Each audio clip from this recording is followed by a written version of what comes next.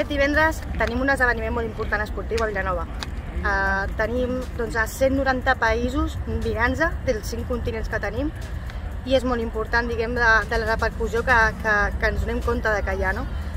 També tenim 7 representants catalans, que és una de les participacions més altes de catalans que hem tingut, sobretot a un Marc Soler, que és vilanoví, que és de la nostra ciutat, i a Marc Borostenga, que surt de la cantera de Unió Ciclista Vilanova junt amb el Paco Gálvez, i penso que és un bon motiu per sortir als nostres carrers de la nostra ciutat i que anem a veure'ls.